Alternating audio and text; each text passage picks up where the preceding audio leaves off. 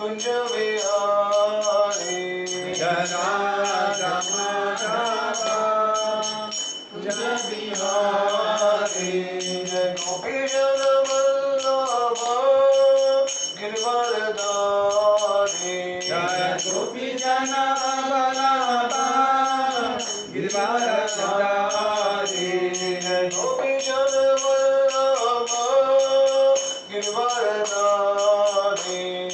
Gopi Jana Vallabha Giridharidhari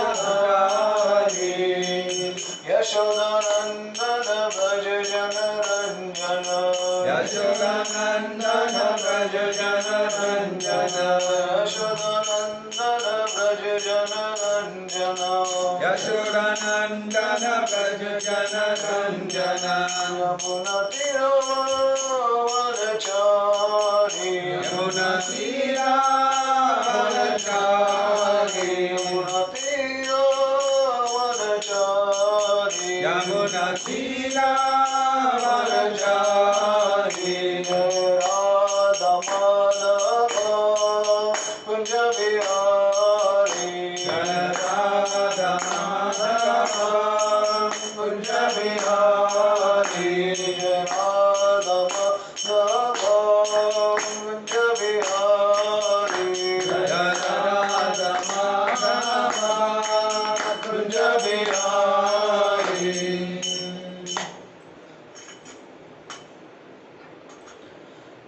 जय ओम विष्णुपाद परमहंस आचार्य स्वामी श्री प्रभुपाद की जय। नामाचार्य हरिदास ठाकुर की प्रेम से कहो श्री कृष्ण चैतन्य प्रभु नित्यानंद श्री अद्वैत गदाधर शिवासदि गौर भक्तवृंद की जय। ओम अज्ञानतिमिरन्दस्य ज्ञानाञ्जनशलाकाय चक्षुरुन्मिलितं येन तस्मै श्रीगुरवे नमः।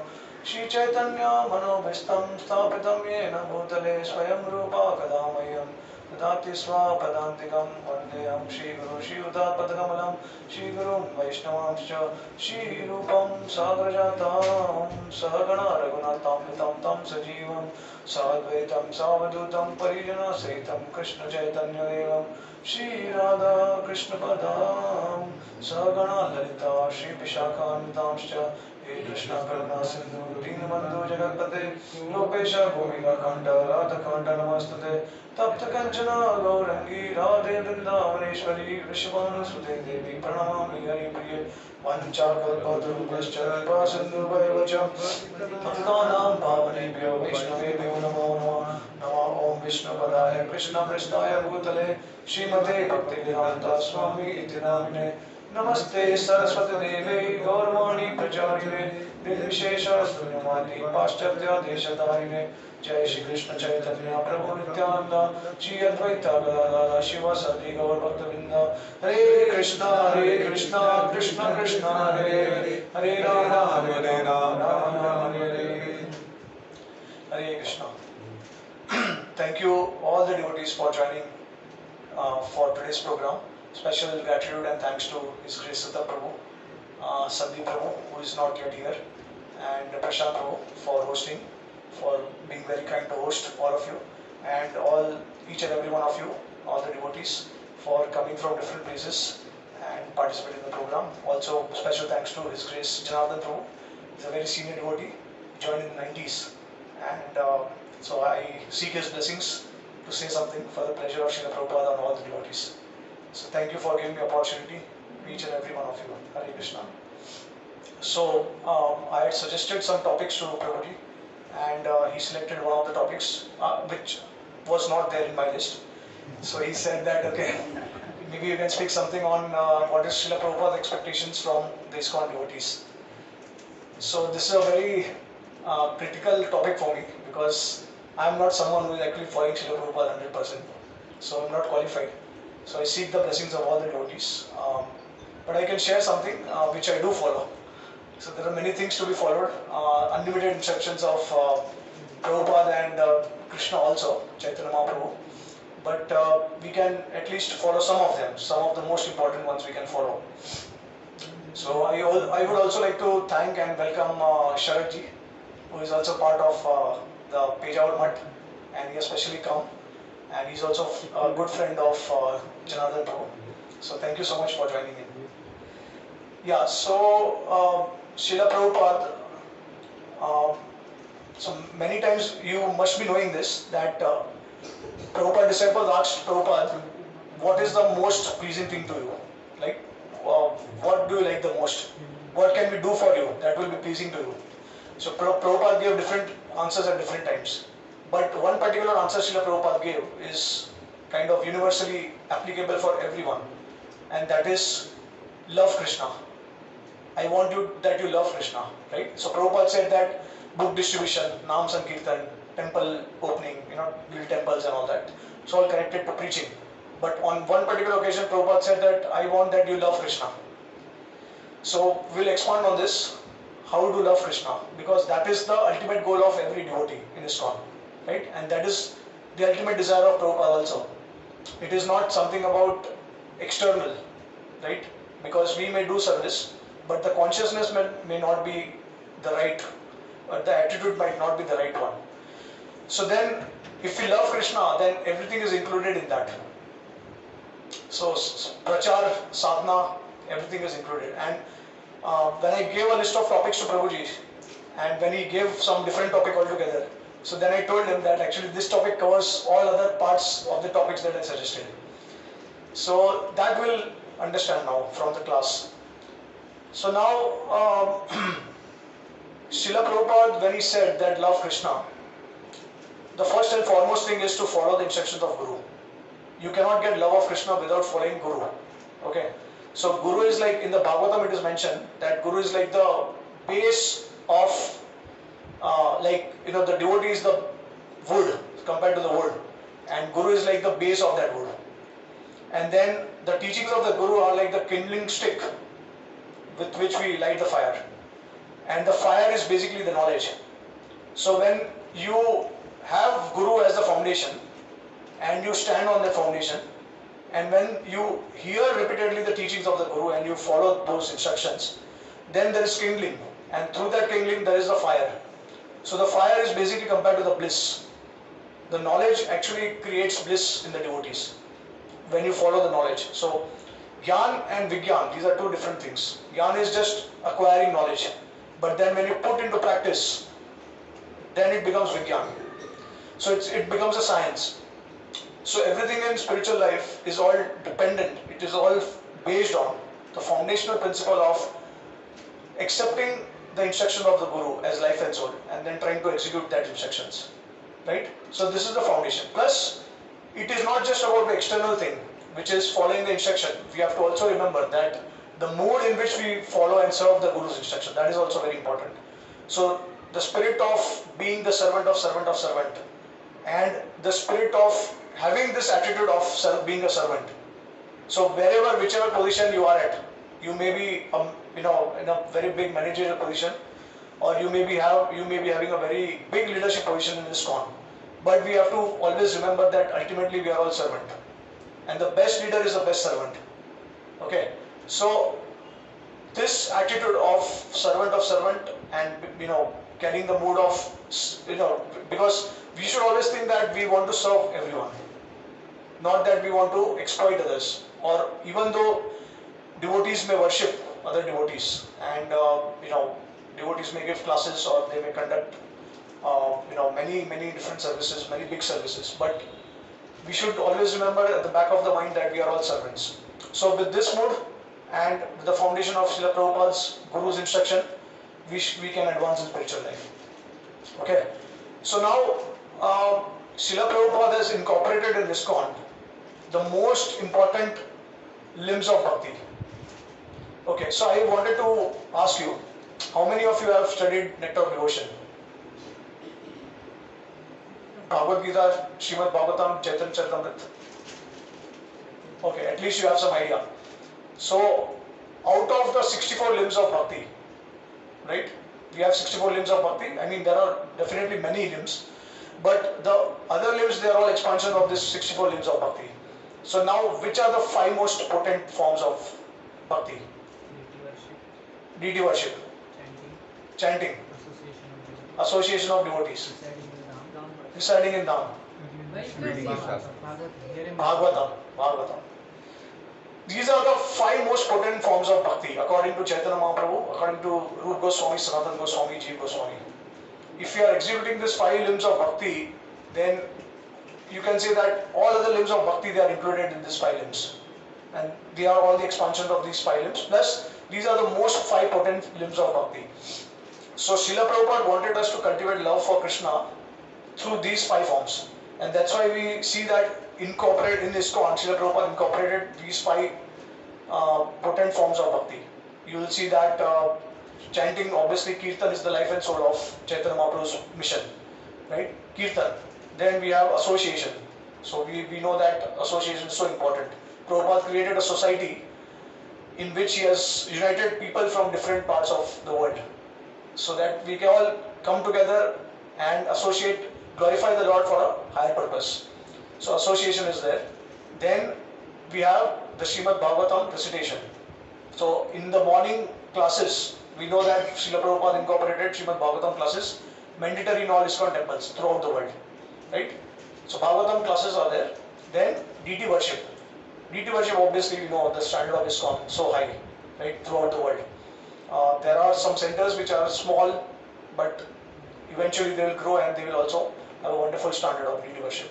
So there are so many people throughout the world, because I live in Mumbai and I live close to Radha Rasberry temple.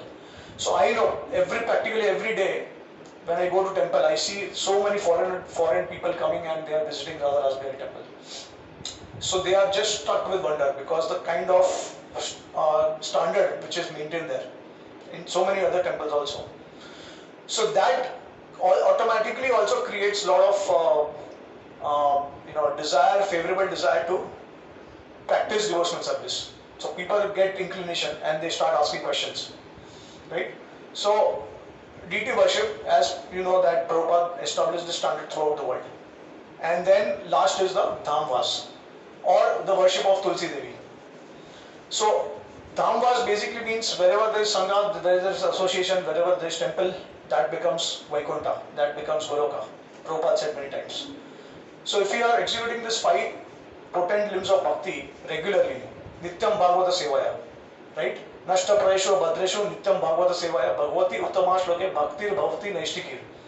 If we are practicing this, implementing these 5 limbs of bhakti, then definitely very quickly you will reach the state of Prema, which is love of God.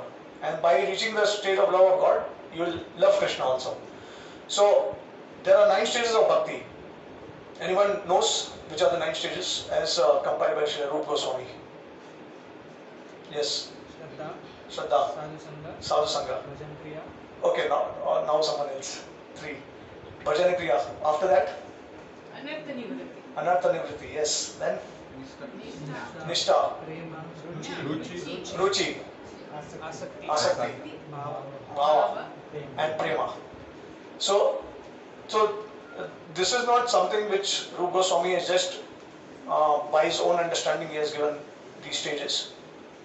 He has taken these stages from Srimad Bhagavatam. So in the Bhagavatam we have the Nashta Prayesho Bhadresho verse. So before that and after those verses. So there are verses which are actually indicating all these stages. Okay. So now let's talk about all these 5 potent limbs of bhakti. Because I think it is also important to understand how exactly it should be implemented and executed. So first we start with Kirtan. Now see, this is the order in which our Acharyas, they have said that these are the most important limbs. The first is Kirtan. Okay, then comes association. Ideally, if you see, for a sadhaka, for a conditioned soul, association of devotees is the most important. Now what is the goal?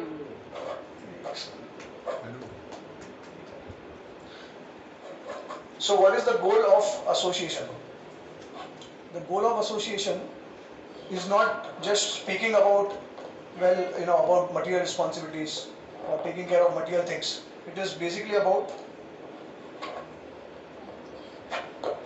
it's about also glorifying the Lord, okay? Coming Sankirtan, so doing Kirtan of the Lord, glorifying the Lord, talking about the pastimes of the Lord, discussing the philosophy, discussing about services, right? All these things, they are actually part of Sankirtan, association. So we'll discuss that elaborately later. But coming back to Kirtan, now Kirtan, now the Yug Dharma is actually Nam Sankirtan. It is not Japa. So first try to understand, it is not Japa, it is Nam Sankirtan. But because we are on the platform of Nama Aparadha, that's why we cannot chant the name purely. If you want to just attain the Lord in very quickly, if you want to attain the Lord, then Nam Sankirtan itself is sufficient. You don't have to do anything else. Okay? But to chant the name purely, we require knowledge. So all these stages, they condense, they compress when you chant purely. So right from Bhajana Kriya, directly you go to Prema. But the condition is that name should be chanted purely. And in order to chant the name purely, you must have Gyan. So Gyan means Sambandh Gyan. So let's try to understand what are offenses and what is not an offense. Because many times we feel that, oh, this is an offense, I committed an offense unknowingly or intentionally, or is this an offense? We don't know that. So first thing is that try to understand what is offense, what is aparadh, what is not aparadh. Then only we can actually advance in bhakti. So we have the 10 offenses to the holy name, right? So we must study it carefully. We must try to take guidance from senior Vaishnavas. And whenever you have confusion or doubt whether I have committed offense or not, then you can consult some senior devotees who are experienced, who have realized, and they can guide you in this part. So if you do not commit any offenses, then directly from Bhajan Kriya you attain Prema, and in a very short time. And one typical example from the Shastra, from the Bhagavatam, is Ajamil. So he did not attain Prema, but he destroyed all the karmas. Right? So just by chanting the holy name once, he called Narayan, not at the time of death, but at the beginning. The very first time he chanted the name of Narayan, all his past, present, future karmas, they were destroyed. Okay? So that's why, even though he continued sinning after his chanting, he did not accrue any karma, because he did not commit any aparadh. So when you don't commit aparadh, don't commit offenses to the holy name, then the karma is all destroyed. But when you start committing aparadhs, then the karmas can reappear, and it can also destroy our bhakti. Right? So the holy name is so potent, it is so powerful, that just by chanting a syllable of the holy name, at the stage of Namabhas also. So there are 3 stages, right? Namaparad, Namabhas and Shuddhanam. Even at the stage of Namabhas, Namabhas is a stage where the offenses are almost nil, almost destroyed. But there is no love developed for the Lord. So Namabhas means unintentional chanting. Okay? Or chanting with fun also, or trying to ridicule, trying to make fun of the Lord, or with some other mentality also, not directly addressing the Lord, right? So that is Namabhas, chanting. Through that Namabhas, you can directly come to the stage of very quickly destroy all the karmas. And further, if you don't commit aparadh, then it's just a semblance of karma that is continuing.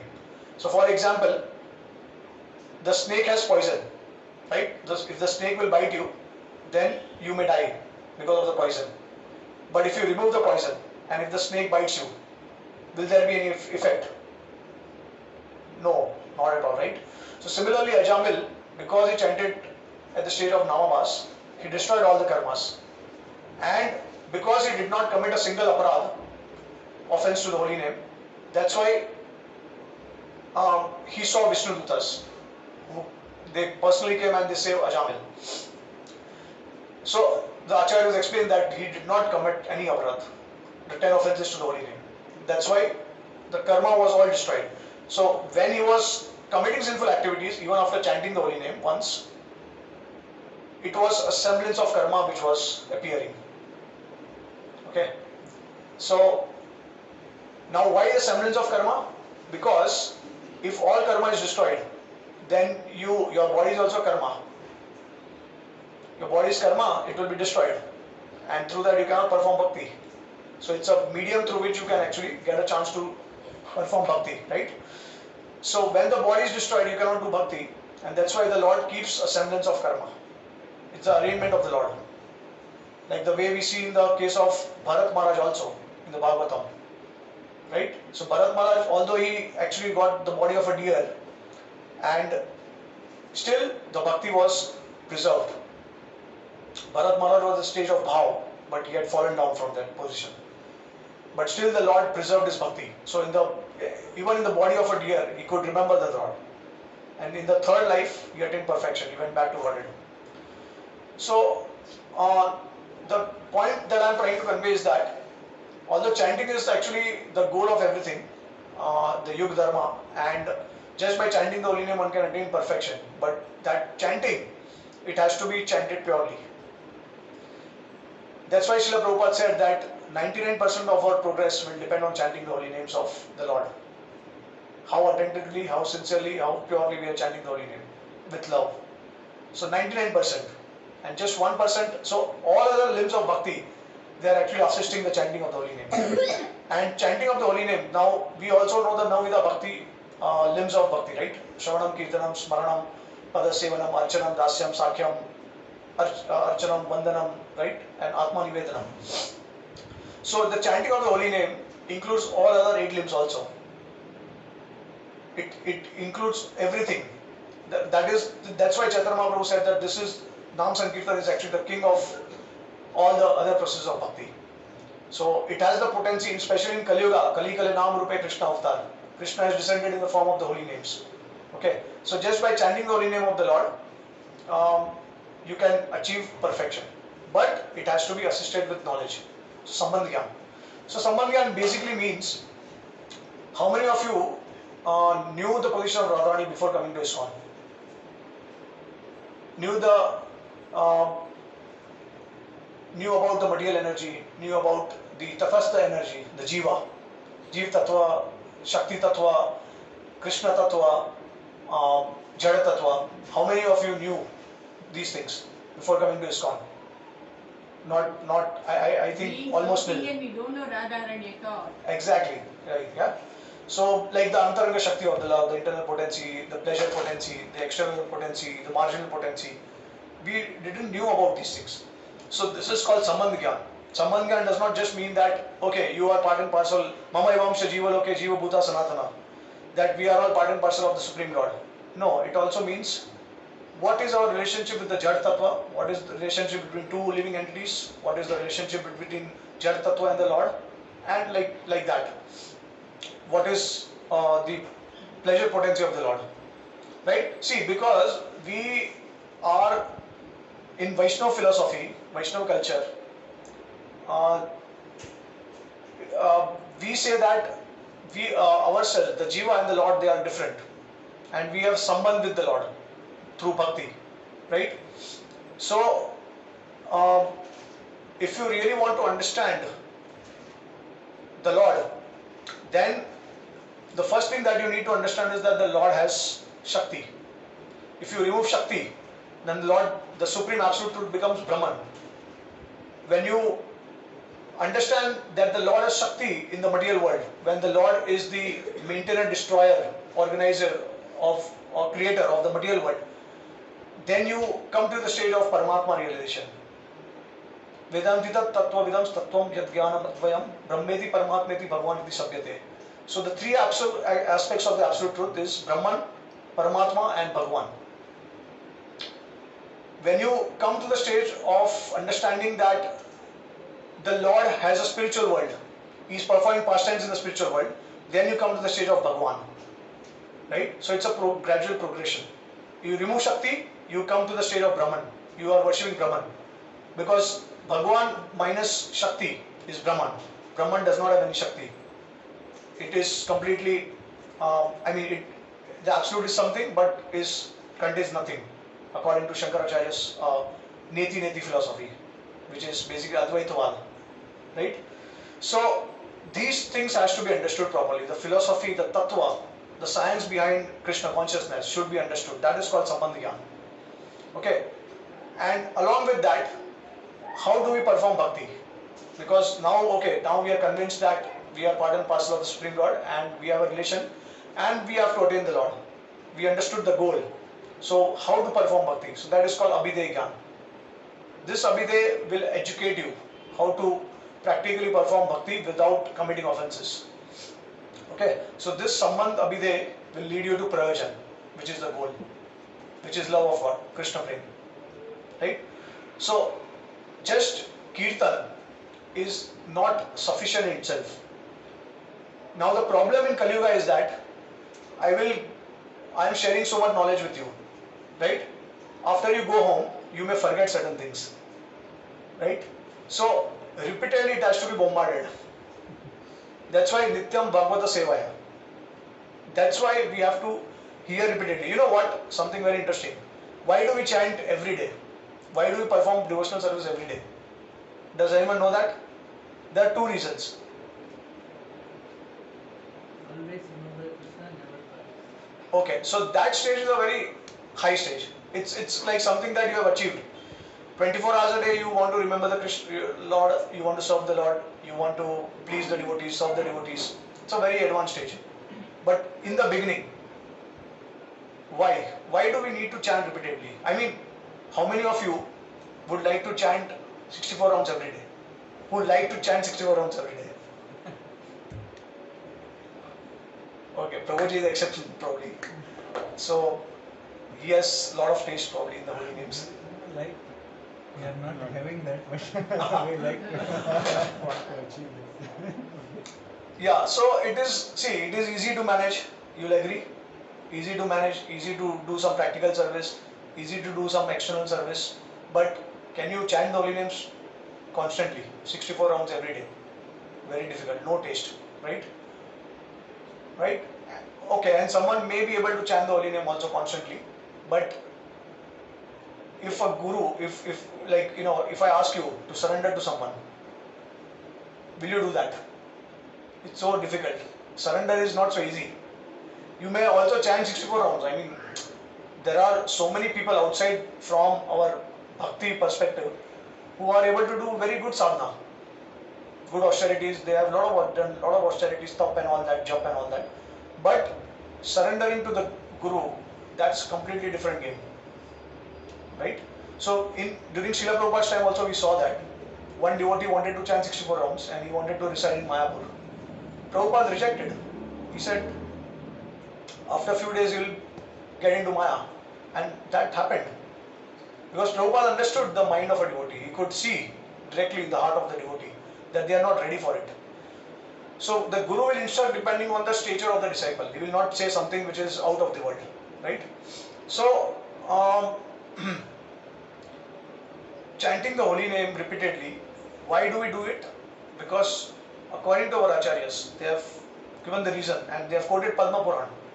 So, because we commit aparadhs, that's why repeatedly we have to do it.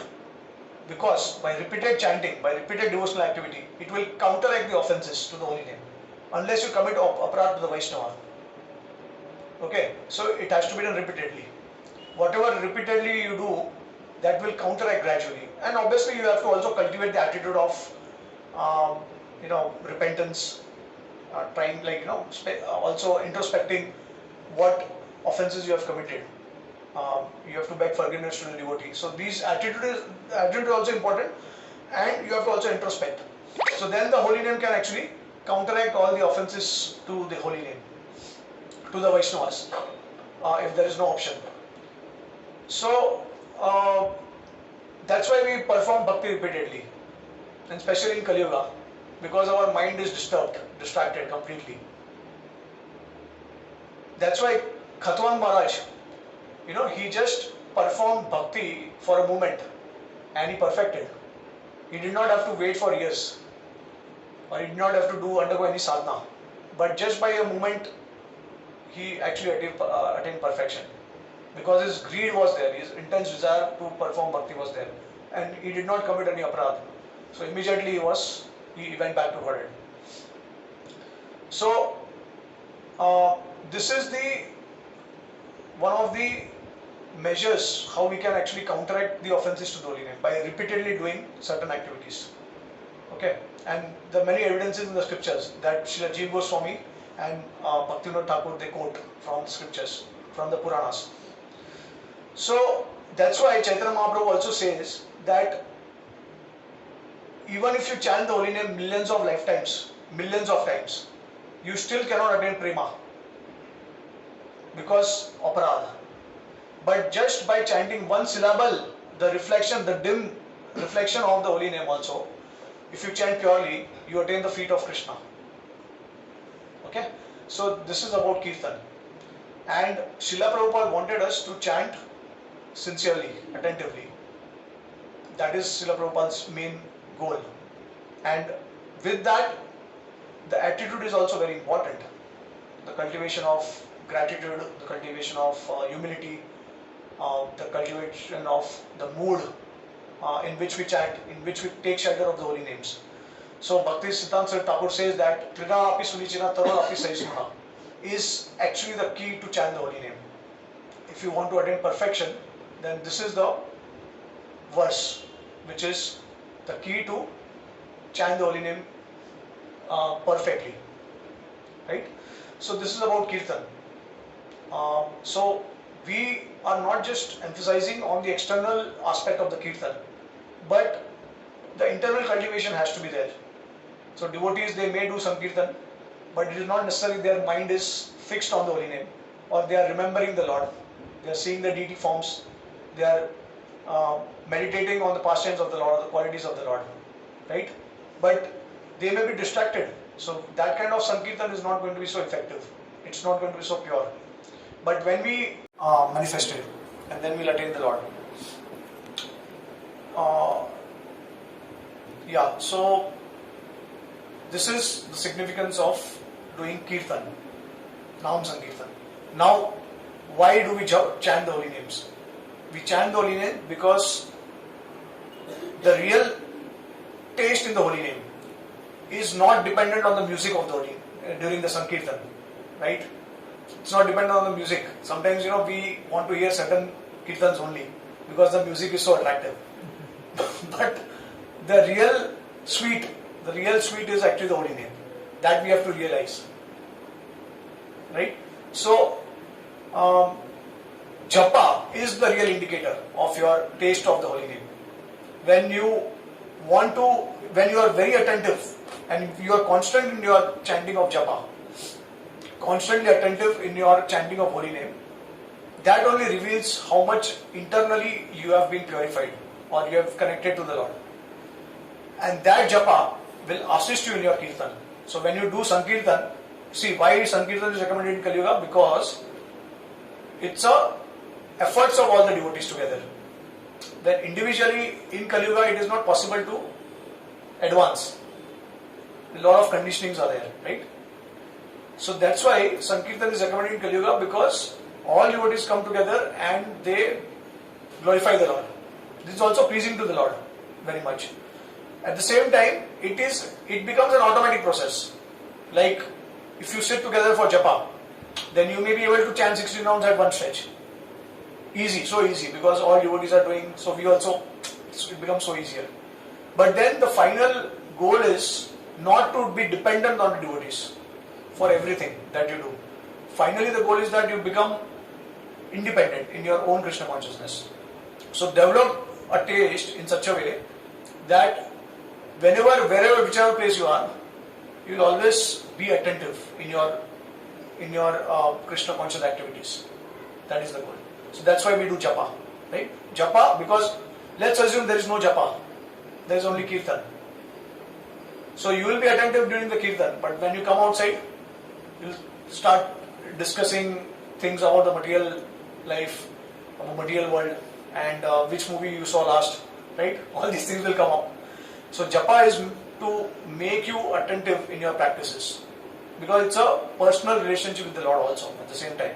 It's an individual effort, right? In a group, see if there are now, for example, let's say Bill Gates. Do you think that he will like to associate with people who are like very, lazy in their efforts, in their consciousness? he will never associate with such kind of people. Because he has, in the entire life, he has struggled and he has put efforts. And he has cultivated a lifestyle in such a way that he cannot live without work. I mean, this is just a material example, but there is a similar analogy.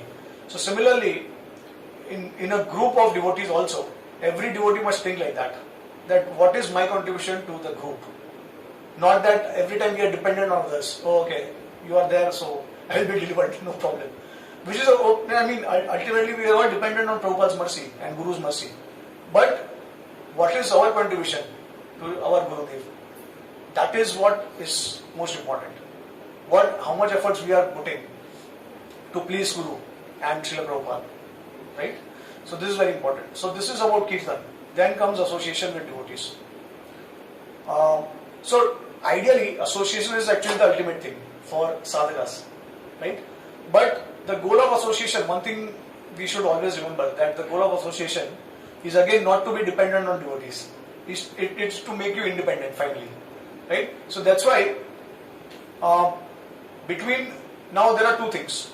One is greed for bhakti and one is association. According to you, according to your understanding, which is more important? Greed is more important or association is more important? Both. Greed? Okay, how many devotees say greed? And how many say association? Okay. So yeah, greed is actually more important. Why? That association has to develop greed. If you become greedy for the Lord, whichever place you are, wherever you are, you will always remember Krishna. You will not forget Krishna. You will not be dependent on any external circumstance. That's why Prabhupada also writes in one purport that the Uttamadhikari, the advanced Mahabhagavat Vaishnava, they take their own association because they are always greedy from within to serve the Lord, to remember the Lord, to glorify the Lord, to preach about the Lord. So please try to understand one thing, that association is always going to be there. For a Mahabhagavat also, they will also take association of advanced Vaishnavas. But that is to relish Krishna consciousness. Whereas for the sadhakas, that association has to finally culminate in greed. So that it will empower you in such a way, wherever you go, you will never be dependent on anyone. Because otherwise the mentality will be that, okay, devotees are not there, what will I do? Then it will make you very lazy and you will take things for granted also. But when you have the greed, it will push you to do many, many miraculous services for Srila Prabhupada. Right? So, this greed, lolya, Rupa Goswami says that, or in Jiva Goswami, Vishwanath Thakur, they say that by any means one should get this lolya for the Lord, this greed. So, okay. So, the goal of association is also to get greed, ultimately. And association also means there are different types of association. You associate with a Kanishta, you associate with a Madhyama, and you associate with the Uttama. So, you give mercy to Kanishta. That means you serve them, you help in such a way that they will also advance. So you have to be compassionate towards Kanishta devotees. Then Madhyama, you have to relish because you are sharing Krishna Katha with equals.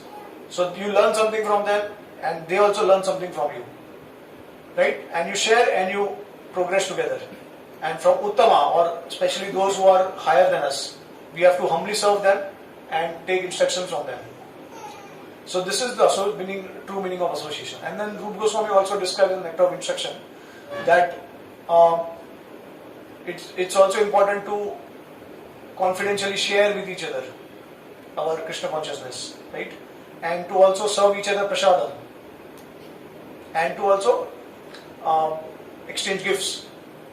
So this gift is also, obviously it is not just material gift, but also the gift of sharing Krishna consciousness with devotees. These are the 6 principles by which we can actually make tremendous advancement. And then Rupa Goswami also talks about how to associate, how to perform devotional service. Ussaha, Nishchaya, Dhairya, Tat Karma, Pravartanat. Then Ussaha, enthusiasm, Ussaha, Nishchaya, Dhairya, determination, enthusiasm, determination, and then Dhairya, patience. See, this is very important. It's not just about utsaha and determination, but the most important element which balances the two is patience. So you may have a lot of enthusiasm, you may have a lot of determination, but does it mean that Krishna will be purchased by your enthusiasm and determination? No. And it is not that something that you are going to, some standard that you are going to set, that okay, oh Lord, I am doing so much for you, so now I want the stage of prema or stage of bhava. I don't want to hear anything. I want it right now because I am doing so much for you. So you cannot expect the Lord to give you, you cannot take the Lord cheaply. He has His own time, and whenever He wants, He will. So see, what is the meaning of service? What is the meaning of love? Love means that you want the beloved to give you the result at His time, according to His will. Not that we impose our will on the Supreme Lord. Right? So that's why patience is very important. That will perfectly balance enthusiasm and determination. And sometimes what happens? In over-enthusiasm, you may slip or you may fall, you may deviate. Right? Initially you may be very enthusiastic, but then later on you will realize that, well, for long-term lifetime, I am not going to be able to maintain this standard. I won't be able to. So then what do? You come down. So you try to jump, right? From first floor to third floor, you try to jump. And what will be the result? You will fall down. But if you go through the ladders, through the steps, gradually go to the third floor, you will attain the destination. You will reach the destination. So utsaha has to be balanced with patience. We try our best, but then we should always remember that the results are not in my hand. Whenever the Lord wants, He will give the result. And if the results are not available, we don't get the results. That's why second important principle is determination. No matter, even if after my enthusiasm, after my efforts, if I don't attain results, I am determined to serve the Lord. Pure devotional service, without any tinge of jnana and karma, without any ulterior motive. Rupa Goswami has very wonderfully given verse in the Nectar of Devotion. Anya bilasita sunyam jnana karmadi anavritam anukulyena krishna anushilanam bhakti uttama. What is uttama bhakti? Uttama bhakti, the topmost bhakti or pure devotional service, is that which is free of any desires, free of any ulterior motives, other than the desire to serve the Lord. That's why Anya Bilasita. It's not Anya Bilas. It is Anya Bilasita. That specially Sita is added so that one desire, except the one desire which is to serve Krishna. That's it. Because we cannot be desireless. Desireless means we become Mayavadis, Advaitvadis, right? Or Buddhist. Void, everything is void. There is nothing which is existing. Right? So we are not Advaitvadis, we are not Buddhist, we are not Jains, and that's why one desire will remain. That desire is to serve Krishna. Jnana karmadi anavritam, without the mixture, without the the contamination of jnana and karma.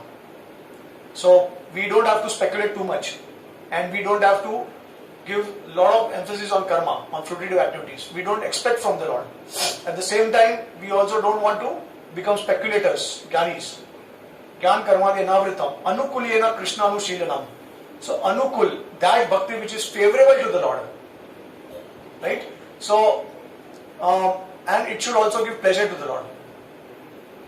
So our acharyas, they give example of Kams, Maharaj Kans, and then they also give example of Yashoda. Right? So Kans gave pleasure to Krishna. Did he desire to give pleasure to Krishna? No. But indirectly he gave pleasure to Krishna, because Krishna enjoyed fighting with him. Krishna enjoyed fighting with Hiranyakashipu also, in the form of Narsimhadev. But it was not anukul. It was not favorable for bhakti. So that is rejected. That's why anukul is very important. Yashoda Maya, she chastised Krishna. Right? So it displeased Krishna. So is it also motivated devotional service or contaminated? Yashoda's devotional service? No. Why? Because the intention was to please Krishna ultimately. Right? So, although apparently Krishna was displeased when Yashoda chastised Krishna, in the Damodar Leela we see that. Right? But her intention was pure. The milk that she gave she preferred to she gave more preference to the milk because that milk was ultimately meant for Krishna's pleasure. And that milk was ultimate. It was the best milk because, our Acharya explained that 900,000 cows are there. And Nand Maharaj and Yashoda Maiya, they make sure that out of those 900,000 cows, only 9 are selected.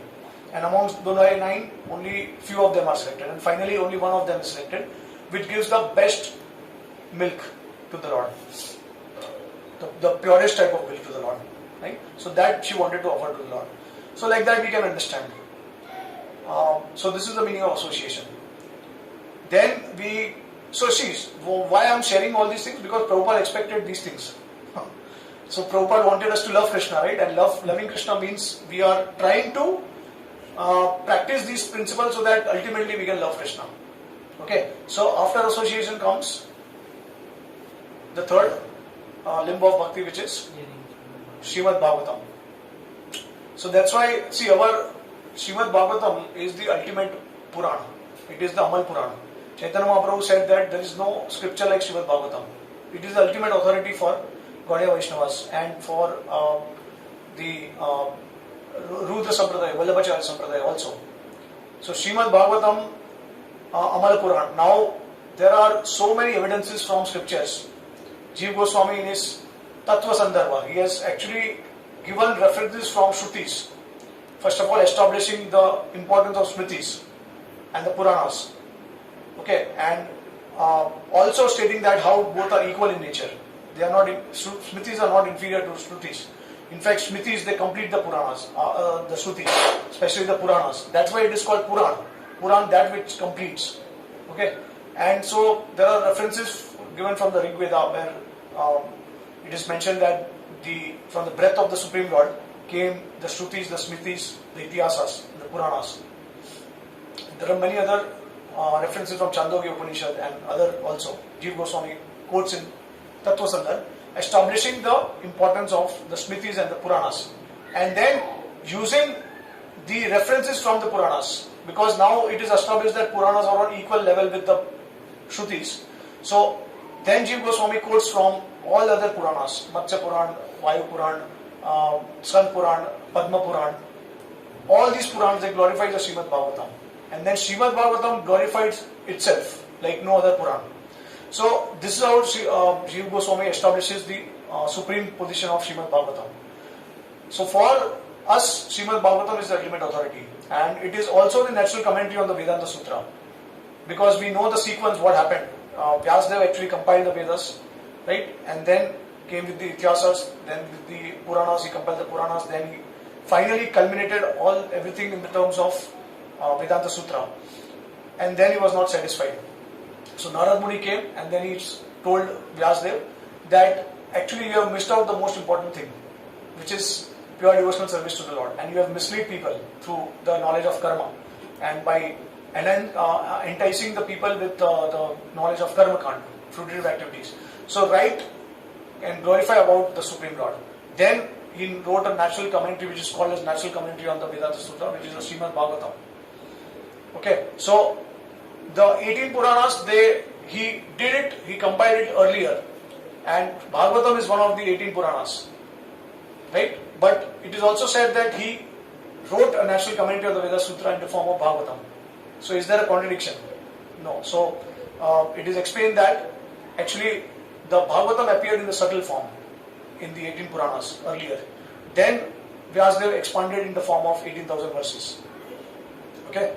So this is how Chaitanya Mahaprabhu took Bhagavatam as the natural commentary on the Vedanta Sutra. That's why he did not write a commentary on Vedanta Sutra. But later on there was a problem. Some outside people from other sampradayas, they were claiming that Gaudiya Vaishnavas do not have their own commentary on the Vedanta Sutra. So then Baldev Vidyabhushan had to come with the Sri Bhasya commentary, Sri Govinda Bhasya commentary on the Vedanta Sutra. So somehow he came up with this commentary. But Bhagavatam is considered to be the topmost authority. And there are a lot of pramans in the Bhagavatam. Okay, it gives a holistic understanding of all the scriptures. Achinta Bheda Ved. So Ved and Abhed Tattva, they are all present in Srimad Bhagavatam together. Right? So that's why we have to learn Srimad Bhagavatam. Plus Bhagavatam is for the Vaishnavas basically, because it describes about the Lord, and more than that, it describes about the pastimes of the devotees of the Lord. So for the Lord, the devotees are supreme. They are most important. And that's why, because Srimad Bhagavatam describes elaborately about all these devotees, that's why Bhagavatam is the topmost scripture. So you see, so many chapters on an elaboration on the pastimes of Prahlad Maharaj, Dhruv Maharaj, Ranti Dev, and so many other devotees of the Lord. They are all elaborated described in Srimad Bhagavatam. Plus, Bhagavatam is the scripture which covers the 10 main topics of a scripture. Okay. That's why it is called Mahapuran. Why? Because there are 10 topics of a scripture, which means that Sarg, Visarg, Sthanam, Poshanam. Sarg is the primary creation, Visarg is the secondary creation. Like primary creation basically means that Mahavishnu is creating and he's providing the ingredients for the material world, right? For example, the 24 elements of material world, the 5 tanmatras, the 5 gyanendriyas, the 5 karmendriyas, the 5 panch mahabhutas, and then mind, intelligence, ego and chitta, the 24 elements. Somewhere it is mentioned 25, somewhere it is mentioned 26, somewhere it is mentioned 28 elements. But all these ingredients are provided by Mahavishnu. Okay, and that's how the material universes are created. So that is called as primary creation. Secondary creation is called Visarga, where Brahma is appearing inside Garbhodasha, Vishnu's navel, and then he starts infiltrating all the living entities in the universe. That is secondary creation, right? So Visarga, then Sthanam, the position of the different living entities in the material universe. Poshanam, maintenance, then Uti. So these are different topics of a scripture. So a scripture has to describe these things in detail. All these 10 topics of a scripture, it has to be described in detail. And Srimad Bhagavatam is the only one which actually describes in detail in all of its canto. And there is the Nirodha, then there is the Ashray. Ashray is basically the shelter. And that is the 10th topic of a scripture. And that Ashray is basically Krishna. Etesha amsha kala pumsha Krishnastu Bhagwan Swayam. Indriyari Vakulam Lokam Hridayanti Yuge Yuge. So, in the Bhagavatam, it is very clearly established the glorious position of Krishna. And then, majority of the work of the Srimad Bhagavatam consists of the pastimes of Lord Krishna. Right? So now you may be wondering that, the pastimes of Krishna is given in the 10th canto, but the Bhagavatam has 12 cantos. So how come majority of the chapters are dedicated to Krishna? It is true. You see, there are 335 chapters total in the Srimad Bhagavatam. Okay, and out of those 335 chapters, there are almost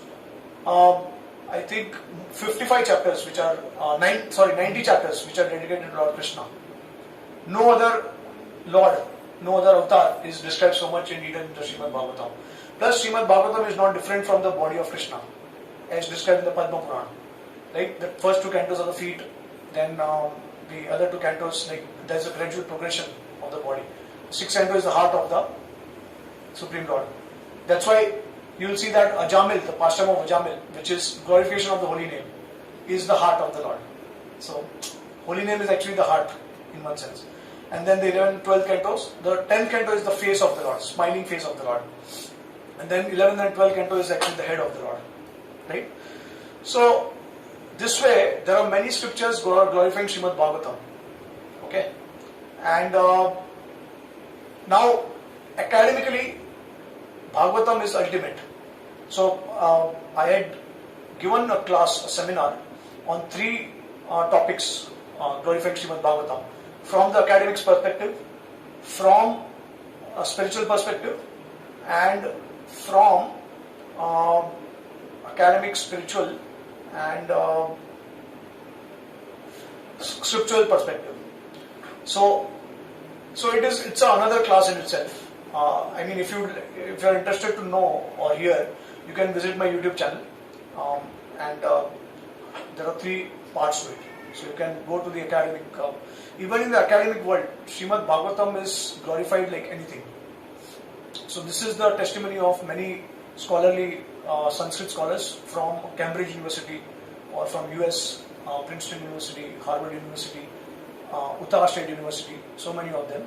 So they have given their testimony about Srimad Bhagavatam. How, even if you just want to understand and learn Sanskrit, so Bhagavatam is like the litmus test, because Bhagavatam has many meters. There are many metrical patterns in Bhagavatam. It is not that, so generally we have this basic Anustup meter, right, in the Bhagavad Gita. Sarva dharman parityaja mamekam sharanam praja aham tva sarva papebhyo mokshayami ma sucha, which is having 32 syllables. It's a basic Anustup meter, right? But the Bhagavatam has got so many different types of meters. And along with the metrical patterns, poetic expressions of Bhagavatam, it also has prose in it. Long sentences, we'll see, especially in the 5th canto. So there are unique glories of Bhagavatam, for which we will have a separate class, maybe online or something like that, if you want. So this is the importance of Srimad Bhagavatam. And the immediate result of Srimad Bhagavatam, reading, hearing, discussing Srimad Bhagavatam, is basically injecting us with Krishna Prema. That's the main goal. Because the reason the Bhagavatam was narrated is Parikshit Maharaj was on deathbed. And so he asked Sukadeva Goswami to narrate the Srimad, to share something which is very important for a person at the time of death. So he narrated the Srimad Bhagavatam. That's how it is so important. So by regularly hearing, regularly associating with devotees, these things will help us develop love for Krishna. Basically, it will help us to chant the holy name attentively, to always remember that Krishna is in the holy name. So that's why we need the association and the hearing, Shravana, constantly. So this is association. Then comes our deity worship. So deity worship, as you are aware, that deity worship is so practical. Just by looking at the deities, by cultivating relationship with them, you can so easily develop love for the Lord, right? Because it's so personal. Whenever you go to temple, you make a relationship with the Lord, right? And in that, once you start making relationship, you always tend to remember that person more, right? Because you are serving directly. You are praying to the Lord, you are offering your respects, you are, whenever there is some problem, you express to the Lord. So the Lord will reciprocate with your desire. And you get attached to the beautiful form of the Lord. Which generally, without the deity, it is very difficult to get attached to an impersonal thing, right? You cannot be attached to the air. So you require some form to meditate, right? Now, the deity form is the Sakshat form of the Lord. It is Sakshat presence of the Lord. So it is not the representative of the Lord. Just like, it is not like the post box that you deliver, you put in some letter and it will be delivered. Because the post box is ultimately managed by the postman, right? But with deities it is not like that. It is Sakshat Bhagwan. In the Srimad Bhagavatam 6th canto, it is mentioned that the Lord appears in 2 forms. In Shabda Brahman, okay, and in his deity form. So it is Sakshat Lord. It is not representative of the Lord also. It is Sakshat Bhagwan. You have to realize that. Okay. So now how is he eternal? He is also the eternal form of the Lord, the deity form. How is that eternal? Because the Lord is manifesting at certain point of time. So how is that eternal? The Jiva Goswami explains in his, I think, Paramatma Sandarbha. He says that Bhagwan, his original form is Swayam Rupa. And then he has his other forms called Swayam Prakash. So this Swayam Prakash, they are all non-different from the original Swayam Rupa forms of the Lord. For example, in the Rasa Leela, the Lord did not expand. He was already present in his unlimited forms, in his original form. But these are all forms which are aprakat. And whenever there is a need, they will become manifested. So the deity form is also one of the Swayam Prakash forms, kind of. So whenever someone cows the deity and when it is installed, is because a Kanishta goes to the temple, he sees the Lord, he glorifies the Lord, but then he criticizes the devotees and he does not appreciate devotees. And so that is Prakriti of Bhakta, which is basically Kanishta. Right? He will not be able to discriminate. So he only appreciates the Lord in the temple, but outside of temple, then he does all the nonsense things. So that with that mindset, Prabhupada said that in that context, he said that deity worship is meant for Kanishtas. Okay, but any devotee who will get attached to the deities, they will also make advancement. And Prabhupada also said that deity worship is also meant for the advanced Vaishnavas. Prabhupada said different things at different times. So we need to reconcile by understanding the context in what he said. So basically the point is that he wanted to encourage devotees to go outside of temple and preach, not just be in temple and be lazy. Right? In order to encourage devotees, he actually said like that. But someone who is completely surrendered to the deities, they can definitely do deity worship throughout their life, dedicate entirely, and they will attain perfection also very soon. So it is also meant for advanced devotees because it will very easily reveal your. So it requires a higher qualification when you approach the Lord directly. But when you approach the Lord directly, you also get that reward. Right? So it is like that. So deity worship is very important. The Prabhupada established that. And finally, we have Dham. This is one of my favorite actually, Dham. So Dham, especially for the Gaudiya Vaishnavas, Vrindavan, Mayapur, Jagannath Puri. And then obviously then we have many other Dhams also. But Chaitanya Mahaprabhu visited these three Dhams. And there is a special interconnection between these three Dhams. For those devotees who are in the parampara of Chaitanya Mahaprabhu, Mayapur, Navadvip is very important. And in order to experience Vipralambha Bhav from the Lord, it is very important to also cultivate attachment towards Jagannath Puri Dham. That's why you see that there are so many Jagannath deities also in our centers. Right? And Jagannath is very merciful. So in one letter Prabhupada says that Jagannath has appeared especially for the Malichas and the Yavanas. Because in Jagannath Puri there are fish eaters. And in order to deliver them, Jagannath has appeared. So Jagannath is more merciful than Krishna. Okay, so that's why if you commit aparadh to Radha Krishna, better you worship Jagannath. Because Jagannath will not take offenses severely. Best is you worship Gaur Nitai. There are no offenses to the anything connected with Gaur Nitai, no offenses. That's why in Kali Yuga, Gaur Nitai, eva kevalam, kalau nasti eva nasti gati ramita. Gaur Nitai takes shelter of Chaitanya Mahaprabhu, Nityananda Prabhu, everything is accomplished. You get the same result as worshipping Radha Krishna without any offenses. So Navadvip Dham, because Chaitanya Mahaprabhu is there, we also want to cultivate and establish attachment towards Navadvip Dham gradually. So in the spiritual world, we attain Navadvip. There is we know Golok, right? Goloka in the spiritual world. So this Goloka has divisions. It has got Vrindavan in the center, it has got Mathura surrounding, it has got Dwarka. Now where is Jagannath Puri? Jagannath Puri is in between Dwarka and Mathura in the spiritual world. Okay? And Navadvip, Svetadvip is right surrounding Vrindavan. It is, it's surrounded. So if you have the Goloka chart, then I can show you Navadvip in that. So it's a parallel universe along with Goloka, Navadvip Dham. So those devotees who are attached to Chaitanya Mahaprabhu, they go to Navadvip. Those who are attached to Krishna, they go to Vrindavan. And those devotees attached to both, they have two special identities. So they expand themselves in two worlds, in Navadvip as well as in Vrindavan, in the spiritual world, according to Bhakti Thakur. So now see, what is the importance of Dham? Srila Prabhupada writes in on purport that just by coming in contact with the dust of Vrindavan, one immediately comes in contact with Krishna. How many of you experienced that feeling? When you go visited the Dham, how many of you got that feeling? That, oh, something very special, something very potent here. We can experience Krishna here, right? You feel that. You can feel Chaitanya Mahaprabhu, you can feel the associates of Mahaprabhu in Jagannath Puri, Haridas Thakur, Rup Goswami, Sanatan Goswami, Advaita Acharya, Nityananda Prabhu, Gadadhar Pandit. When you go to Puri, so Puri has a special taste.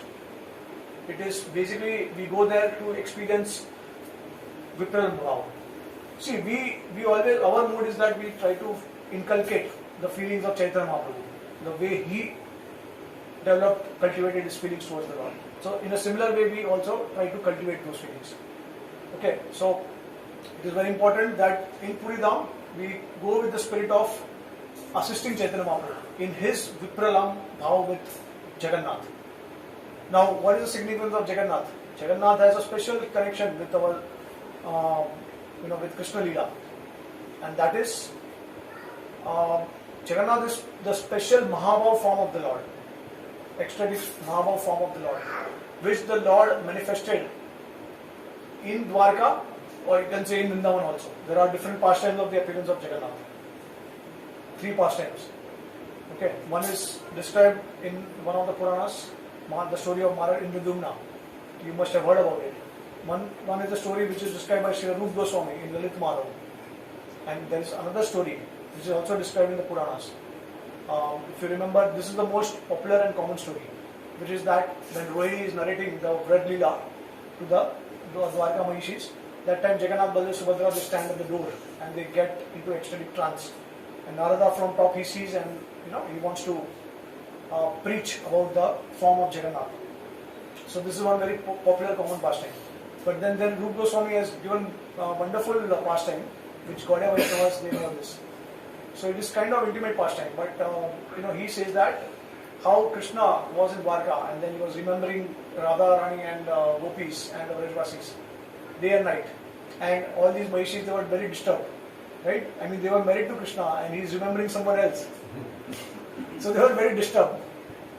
So they wanted to understand, and so then what happened is, one time Narad Muni, Uddhava, Balramji, they all assembled together because Krishna was not getting up. He fainted in his ecstasy of remembering all these Vrajvasis. So then Narad Muni came and he suggested that let's do one thing, let's try to wake up Krishna by chanting the glories of Vrindavan and Vrajvasis. But then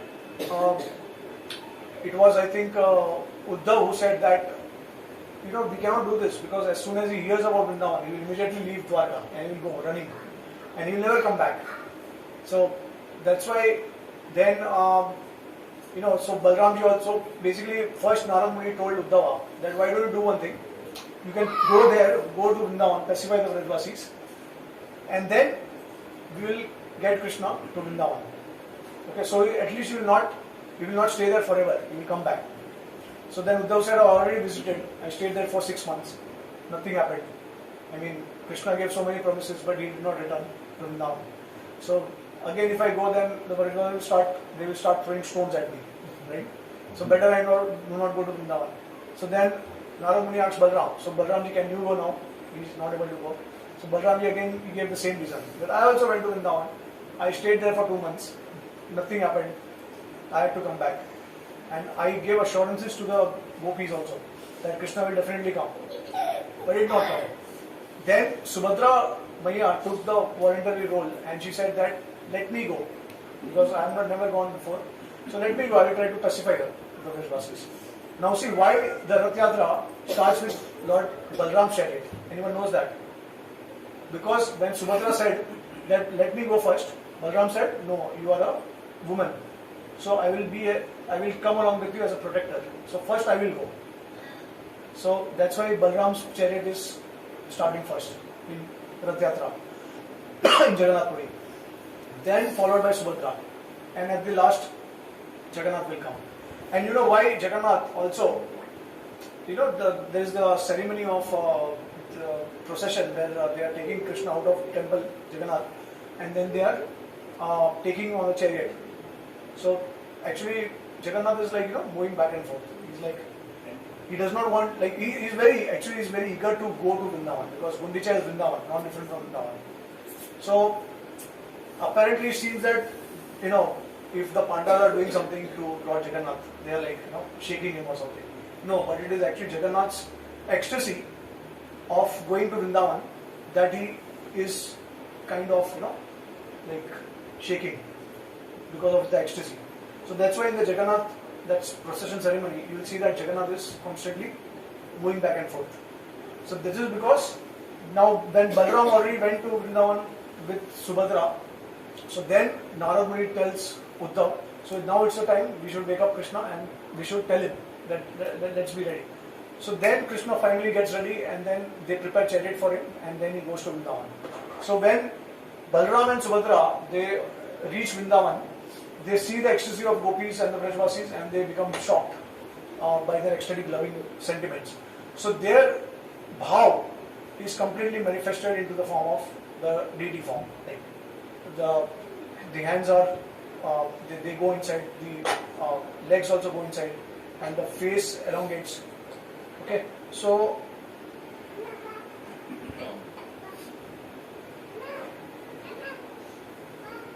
this is how Balaram and Subhadra, they manifest their ecstatic forms, Mahabhav forms, while going to Vrindavan.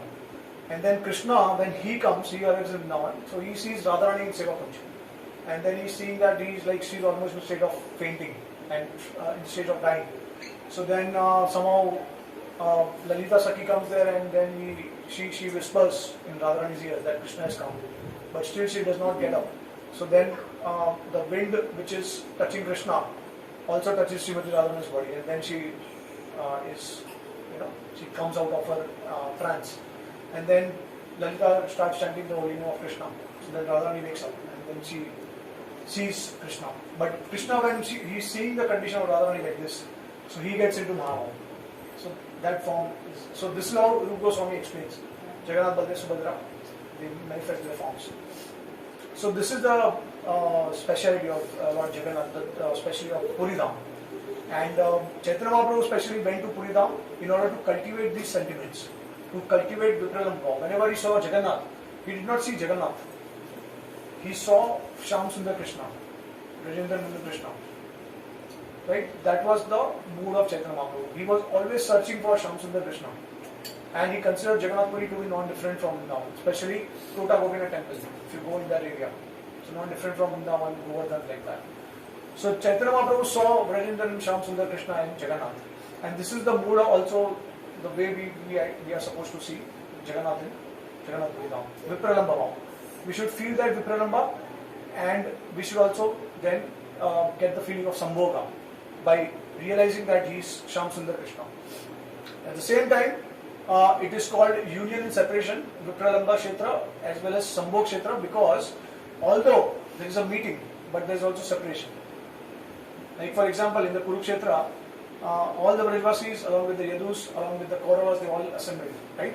And they saw Krishna, and they couldn't realize that this is not their own Krishna, because Krishna was with his chariot. He was so opulent.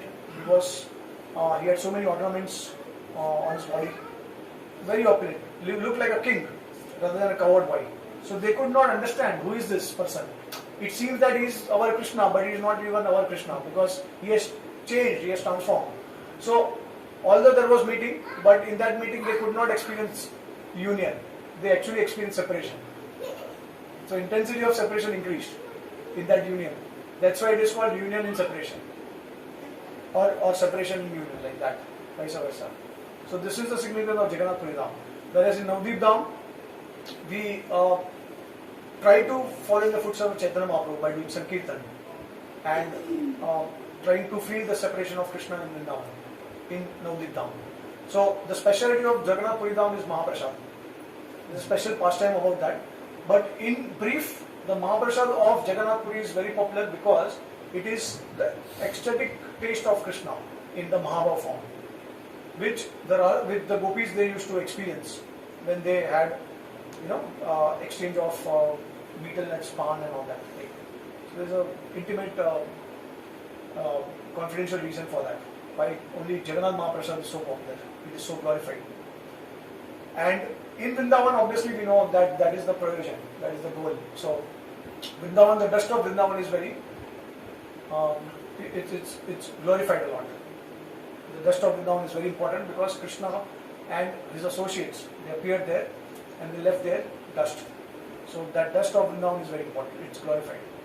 Mahaprasad of Jagannath Puri, Kirtan of Navdeep, and the dust of Vrindavan. These are significant in these respective places.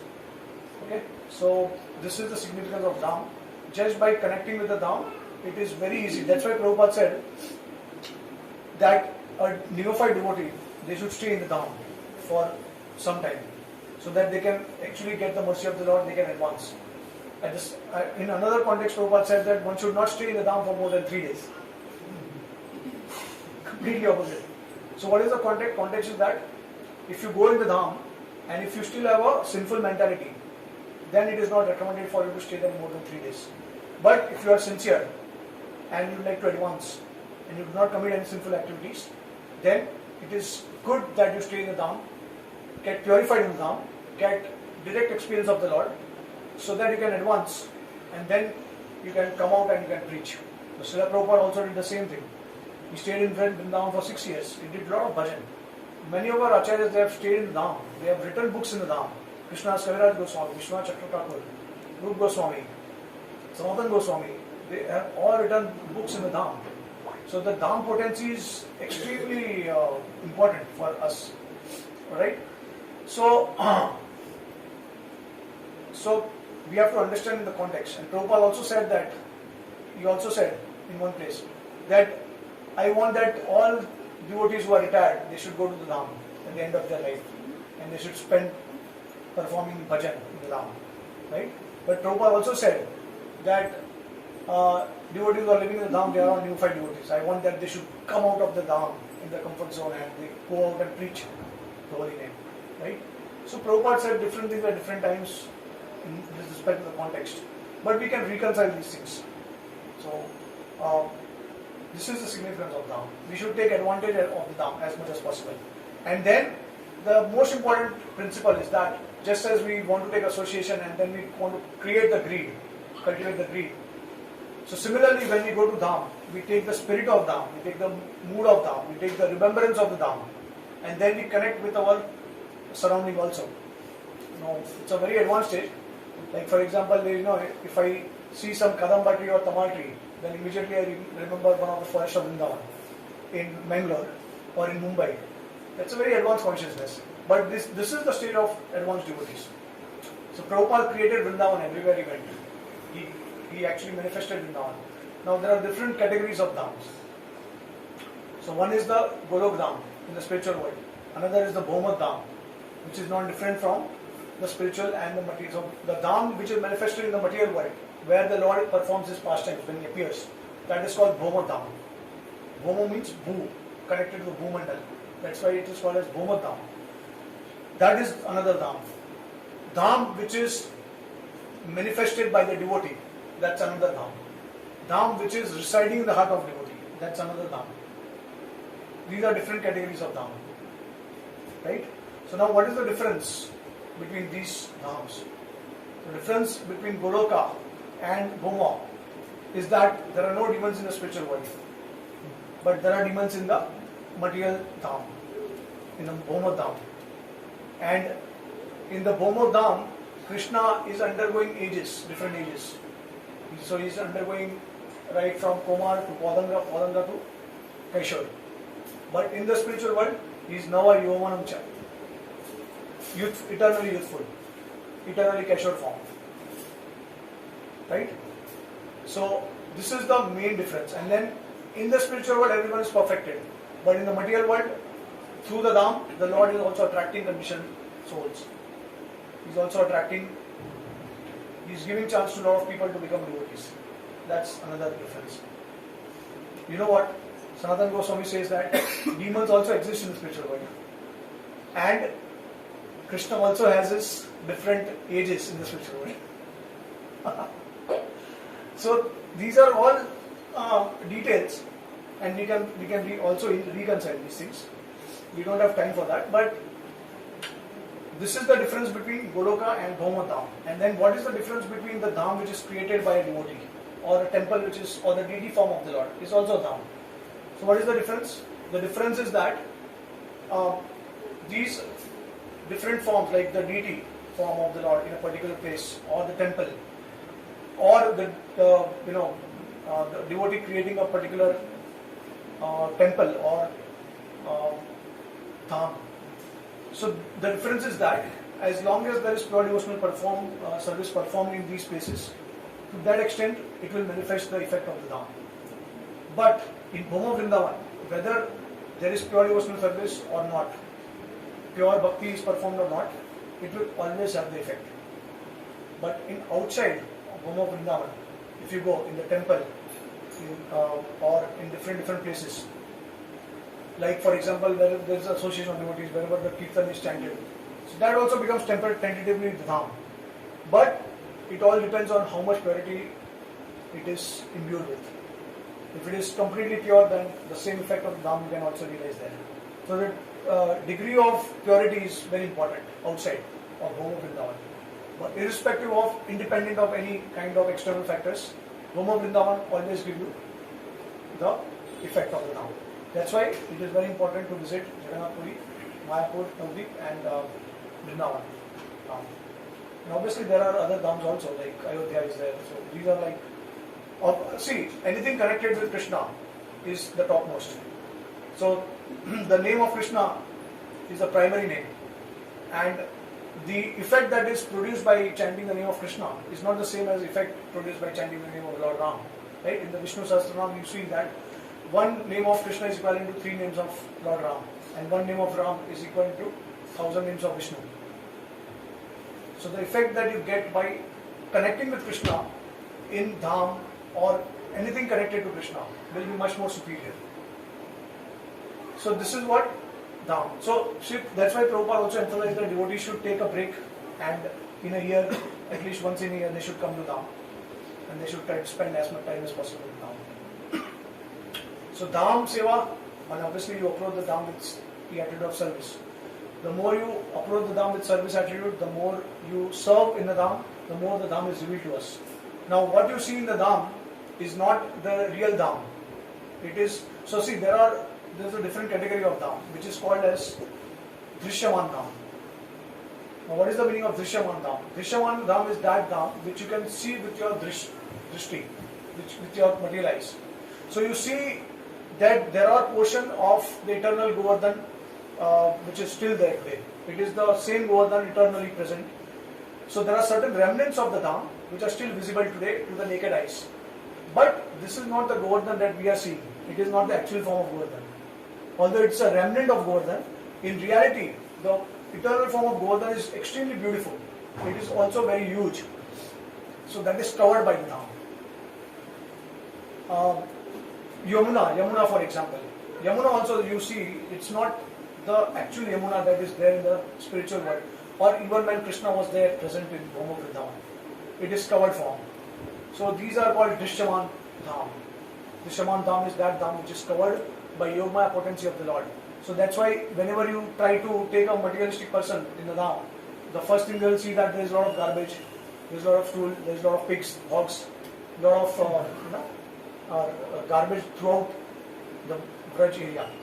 So they will only see on the external things, and as devotees we should not try to focus on these things. The more you perform devotional service purely, the more you serve the Dham, the more the Dham is going to be revealed to you. So at the stage of Bhav, you can actually see the real manifestation of Dham. That is not different from Bhoma Vrindavan. But currently what we are seeing is the remnant of the Dham, which is Drishyaman Dham in the material eyes. Okay, so yeah, with this I think we are done for the day. If devotees they have any questions, maybe you can take some few questions.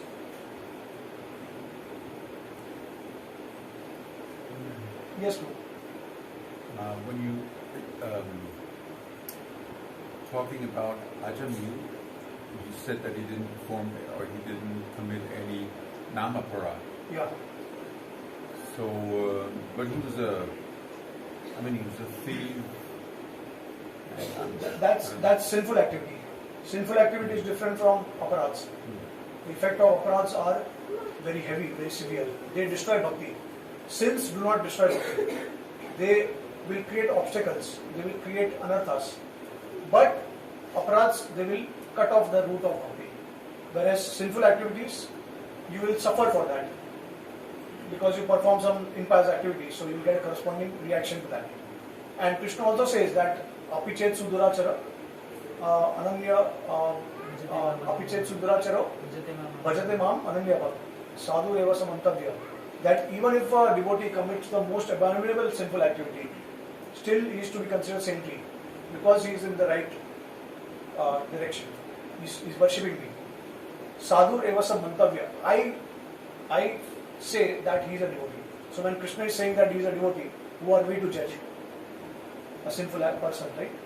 So see, the point is that at the same time, there is also a verse in the Gita which says that unless and until all your sinful activities are finished, you cannot be determined in devotional service to the Lord. You cannot be fixed in that goal, right? So the point is that sometimes, by mistake, unintentionally, a devotee may commit sinful activities, or by the instruction of Krishna, he will commit sinful activity.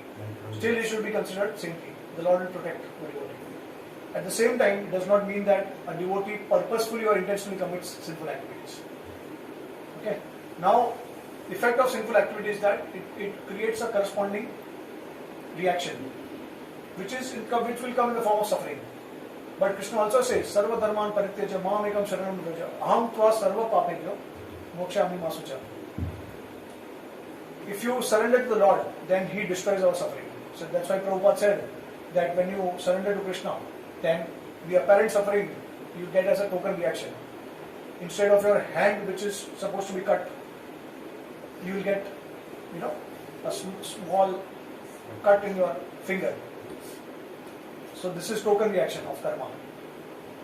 So this is and another interesting thing is, Srila Prabhupada also says that the dreams that we see is also token reaction of our karma. So sometimes we don't even have to undergo that experience, the suffering. It appears in the form of dream, and it's a token reaction of our sinful activities. But it should not be repeated. So then it becomes an offense. Because committing sinful activities on the strength of chanting the holy name, thinking that, because I'm chanting the holy name, so all sinful activities are gone. I will not get in reaction. That is an offense. So that intention should not be there. So there is a difference between aparad, reaction of aparad, and reaction of sin. Okay? So the Lord does not take so seriously if a devotee commits sinful activities, but aparad very severely. Okay. Any other question? Yes. In the spiritual world, you said Lord will not have different ages. Yeah. So, Yashoda Maya in spiritual world, she will keep serving Balakrishna. Yeah, so see, the point is that there is no Balakrishna. There is the eternal youthful form of the Lord. And the thing is that, see, so that's why I said, Sanatana Goswami says that whenever Yashoda Maya wants, Krishna will also manifest in his Bala-Lila form. But because it's a spiritual world, there is no time. So the remembrance is not there. So they forget. You understand this? Like for example, Krishna also kills demons in spiritual world. Okay, how is it possible? Because there are no demons in spiritual world. So Sanatana Goswami says that through the agency of Yoga Maya, Krishna creates some demons just for his pleasure potency, pastimes. So what happens is, Krishna every day he goes to Mathura to kill Kans, and then he will again come back the same day. So now what happens? Although Krishna goes, the Vrajvasi, they will feel some separation. Now there is also a statement saying that there is no separation in spiritual world, but the Vrajvasis also feel separation because Krishna went and he also came back. So when he went and when he came back, the Vrajvasi will completely forget. So there is no experience of separation. So there is a temporary experience of separation, but that is lost by the experience of union again. That is all the dynamics of the Yogamaya potential of the Lord in the spiritual world. Okay. So Yashoda Maya, whenever she wants, Krishna will manifest in the form of this Bala. But otherwise, they all worship Krishna in this youthful form because that is the best form one can worship in terms of rasa. Okay, so you could, because the Madhurya Rasa is actually the highest Rasa, and the foundation of Vrindavan is Madhurya Rasa. So for Madhurya Rasa to actually flow properly, Krishna has his eternal youthful form because the gopis of the Lord, they are the highest worshippers of the Lord. So they cannot have loving relationship with the Bal Gopal, right? So Madhurya is the highest. It is actually all pervading. It is also mentioned by Rasik Gaudiya Vaishnavas that ultimately all the rasas they are meant to assist Madhuryas. So the pastimes of Yashoda, some pastimes that are with Yashoda Maya and Maharaj with Krishna, and these are actually there because so that the gopis they can experience some separation from the Lord. Like that, so the Rasik Vaishnavas say that these are all meant to assist the Madhurya pastimes of the Lord. Okay, yeah. Any other question? Thank you for such a lovely association. Thank you for your association. Yeah. So my question was, you mentioned about the greed and the association. Yeah. So we should have a greed, and we develop association to develop that greed. But from the life story of Bharat Maharaj, when we see that story, Okay. at the later part of the stage, when he was in the Bhav stage, Yeah. he got attached to the deer. Yeah. So at that time he did not have that association. That's why Okay, yeah. he fell down from that. So, Yeah. so do we require association even at the higher stages of our? Yeah. So that's a very good question. And so see at the higher stages, the Lord, especially when you read the state of Bhav. Now see what happens in the state of Bhav. See first of all why there is a stage called Bhav. Why not directly from? There are basically the entire stage of Bhakti is in three categories: Sadhana Bhakti, Bhava Bhakti, and Prema Bhakti. Now, at the stage of now why do we require this intermediate stage called Bhava? Because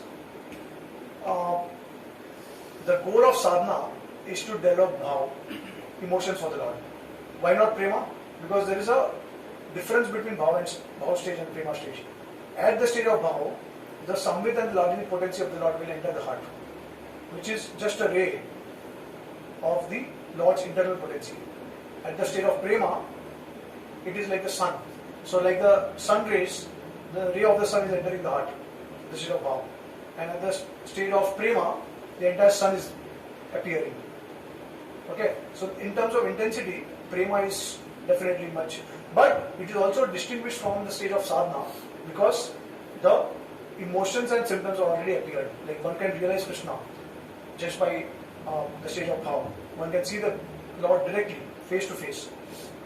Okay, and at the same time, Bhava is also distinguished from Prema because there are effects of aparadh still continuing at the stage of Bhava. That's why Jiva Goswami states that Bharat Maharaj had fallen down because he had committed a previous aparadh in his previous lifetime. So in the previous lifetime, the effects of aparadh still continued in this lifetime, and because of that, he got attached to it later. Otherwise, it is not possible for a person at the stage of Bhava to fall down. Because of a previous aparadh, he had got distracted, he got attached to it. Whereas Acharya like Srila Vishwanath Chakravarti, he says that actually Bharata desired special type of prema for the Lord. He wanted special type of prema for the Lord. So that's why the Lord gave him 3 lifetimes, so that he could increase the intensity of his prema. So, multiple angles. But yeah, one could also deduce from this pastime that association is very important. For devotees like Bharata, association does not matter. Okay, because they are associating with themselves. And one does not give up association also, because one would like to relish Krishna consciousness. So there is no question of rejecting association. One will always associate. But it did not require association as such.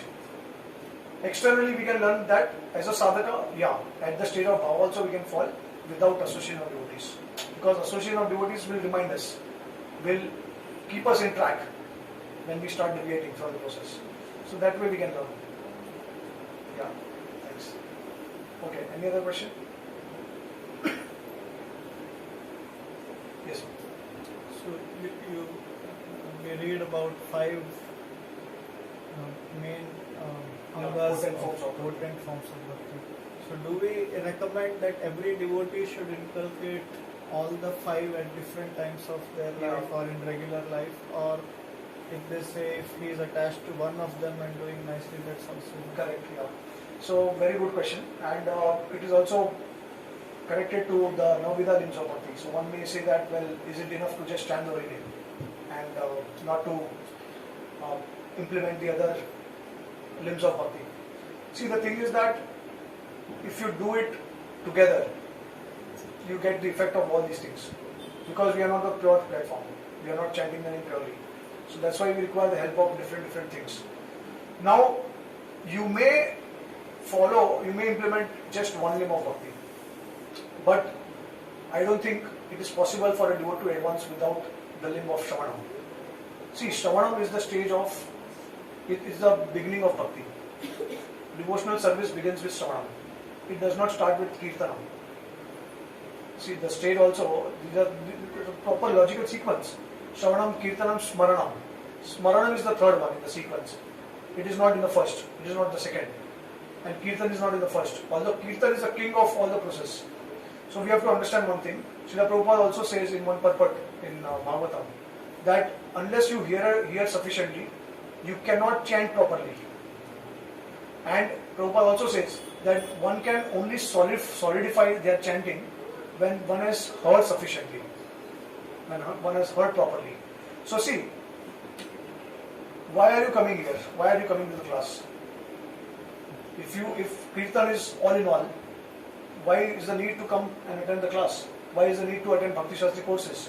Why is the need to attend? Why is the need to associate with devotees? What do we do in association of devotees? It's not that we are just chanting holy name, right? We are also exchanging some knowledge, some experiences, some realizations. So we are hearing. You have understood everything because you have heard. Right? As I asked you in the beginning, that did you know about the tattvas? Krishna tattva, Bhakti tattva, Rasa tattva, right? You didn't know about that. Jad tattva, Jeev tattva, no idea. Radharani, who is Radharani? So when you come in association of devotees, in Bhajana Kriya stage, the first thing you do is basically you hear from them. So I don't think anyone can advance without hearing. Unless they are coming from spiritual world, or the holy name has revealed everything to them, which is at the state of pure name. When you chant purely, you don't even have to hear. Everything the holy name will reveal to you. But that's a very rare case. So Shravanam, that's why our acharyas say that Shravanam is the beginning of Bhakti. It's not Kirtanam. Even Kirtanam also. Now what do you do? What are you doing? You are hearing Kirtanam. So again it's Shravanam. You have heard the holy name from someone. It's not that the holy name manifested to you. Right? So Shravanam is the beginning, and that's why it is very important to hear from Guru. Otherwise, what is the use of Guru? What is the role of Guru? You can do without Guru. So why do you need a Guru? You already know that these are the most important limbs of Bhakti. Take Kirtan, start practicing, start performing Kirtan. Why do you need Guru? Because in the process, we'll commit aparadh, we'll commit mistakes, we'll also, our ego will also come in between. So to correct us, to guide us, we also require the help of senior Vaishnavas. We also require mercy, we also require blessings. And how does blessing and mercy come? By following the instructions. It is not an automatic process. I will bless you. Oh, Kripa-Siddhi, that's a different thing. It's a very rare thing. Okay, Narad Muni is appearing and then he will say that, I bless you, you attain love of God. Within 3 months, Mugrali the Hunter attained love of Krishna. It's a very rare circumstance. So, we attain love of the Lord gradually. For that, knowledge is very important. So, to answer your question, basically, Shravanam is very important. And then Kirtan, obviously in Kali Yuga, there is no other way. Hare Nam, Kirtan. Right? And through the process of Kirtana, now some devotee said that we should always remember Krishna, never forget Krishna. How to remember Krishna? Not by meditating. In Kali Yuga, the best form of remembrance is chanting the holy name of the Lord. Sanatana Goswami established this tattva in Brihad Bhagavatam. That it is not even meditation, it is for previous Yuga. For Kali Yuga, Naham Sankirtan is the best way to remember the Lord. So, that's why when you hear, when you do Kirtan, automatically Smaranam will be there. So it's a logical sequence, right? So see, now anyone here would like not to remember the Lord? If you say that you want to only perform one limb of bhakti, so let's say you picked up kirtan, so you don't want to remember the Lord, is it possible? You don't want to serve the Lord, is it possible?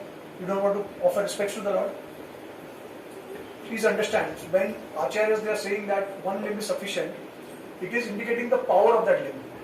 So which means that you perform one limb perfectly, you will attain that goal. Like for example, then examples are given of Sukdev Goswami, Parikshit Maharaj, Ambarish Maharaj, Bali Maharaj, right?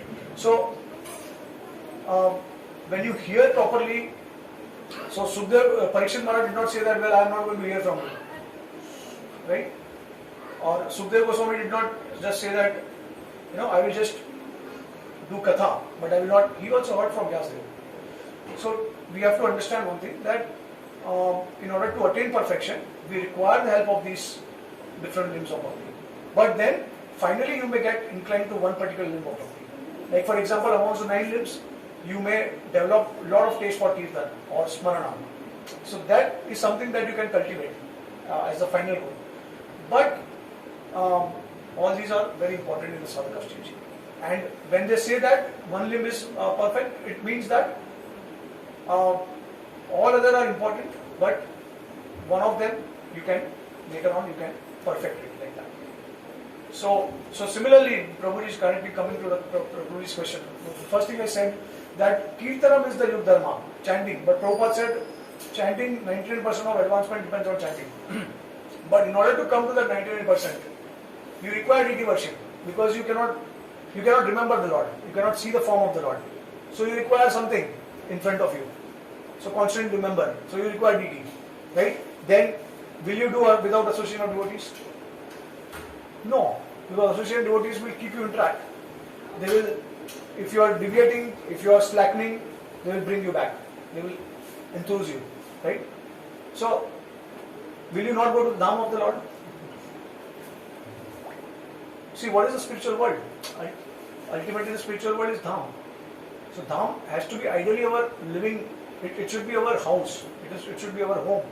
That's why Prabhupada said that Vrindavan is my home, Mayapur is my place of worship, and Bombay is my office. So Bombay is not my home, right? Because Bombay is a city in the material world, whereas Vrindavan, the Dham, is eternal. We are supposed to be living there. If you want to serve in the constitutional position, we are supposed to be living there and serve there eternally. So you have to develop attachment for the Dham.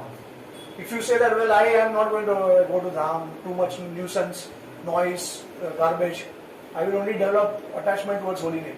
But holy name, what is holy name? Holy name is going to reveal Naam, Rupa, Guna, Leela, Dham, everything. Why do we say that Dham is not different? The temple is not different from the spiritual world. That becomes a Dham. So wherever you are chanting the holy name, by default it should become a Dham. So you cannot separate these things, right? Like that. So I hope you have understood that all these 5 limbs are very potent, and as Srila Prabhupada wanted, desired, please do it. And please remember that there are 4 laws of Iskcon that Prabhupada suggested, right? So anyone knows that? Preaching is the essence. Purity is the force. Purity is the force. That's the first thing. Purity is the books. Yeah, books are the basis. So I forgot to emphasize on reading Prabhupada books. So see, basically, you may be thinking that, well, how can I do all 5 things? So it will take so much time as a grihastha. So one has to stay in their respective ashrams, but one has to decide to invest 10-15 minutes of time in reading every day and hearing every day. And whenever possible, associate with devotees. And if you have deities at home, you are already probably worshipping deities. If you do not have, now Prabhupada said that those who are living close to temple, they do not need to worship deities in their house. They can go to temple, they can make temple deities the center of their activities. He did not recommend devotees to have their own deities when they are staying close to the house. At max, you can have God time. Otherwise, your deity worship will interfere with your service in the temple. But Prabhupada wanted temple to be the center, right? So, invest 10-15 minutes every day reading Prabhupada books and hearing lectures of your Guru. of someone whom you like. So that way you'll always be in touch with Shravanam. You'll always, and when you hear, you also will feel attached to the Dham. You'll also feel attached to the deities. Right? See, if you do deity worship without hearing and reading, Prabhupada said that the time will come when you will think that the deities are burden for me. Because you have not sufficiently heard the glories of the Lord. So, it is very important. So, invest 15 minutes for 10 to 15 minutes for Shravanam, hearing, and 10 to 15 minutes of reading.